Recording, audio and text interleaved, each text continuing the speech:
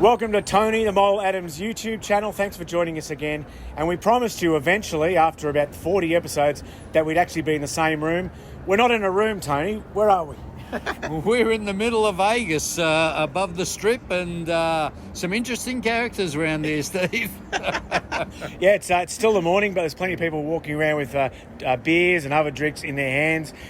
Describe the scene, though, for everyone who's not here. You know, we've just seen the Jillaroos and the England women in the hotel and all the NRL officials, referees, media people. It's quite a carnival, isn't it? Yeah, and a certain referee gave me a very dirty look, so I'm not sure what's going on there. But, look, our hotel is... I've never seen so many Kiwis. All the Kiwis are staying at the Park MGM with us. Behind our photographer is the famous Hard Rock Cafe and the Coca-Cola sign. New York, it's the vibe. It's happening. Now tell us about your columns this week. You haven't done a Midweek Scoops this week. You've done a series of stories. One yarn that you wrote before anyone else. Andrew Webster, coach of the Warriors. He's got a history here in the US.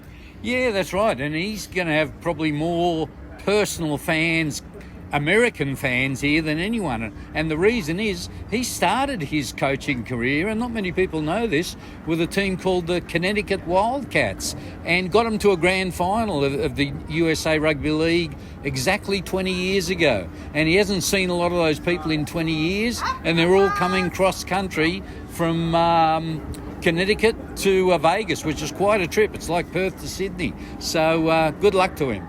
And you spoke to Cameron McInnes from the Sharks. Of course, they're playing on Saturday, big game. Yeah, that's right. And people perhaps don't remember, it was the Panthers who knocked the Sharks out of last year's final series. Cam's a very conservative guy. He wouldn't go so far as to say, we want revenge. But what he did say, which was interesting, they've really broken down that loss, had a look at it on video, and they know where they went wrong, and they're convinced they can turn the tables. So time will tell. And you've also got an item about a Ricky Stewart kind of ambush. It's a classic situation that Ricky, as a coach, revels in their game against the Warriors. Yeah, that's right. And we've seen it time and time again. Ricky loves being the underdog. This week they were named as wooden spoon favourites. Everyone thinks the Wars are going to beat them.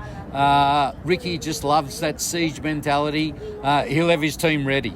Yeah, and finally, probably the best yarn, or the one you're most proud of, is the one regarding the Jillaroos. Can you tell us about that?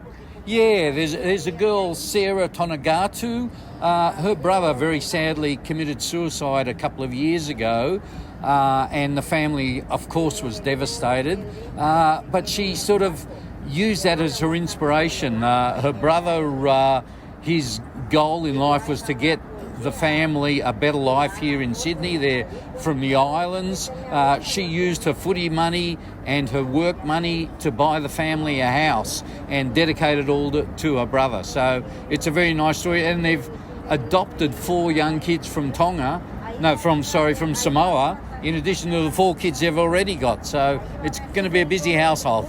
That's great. It's great to be here. Great to finally do an episode together. And the T-shirts are still available. That's right. Come see me at Park MGM.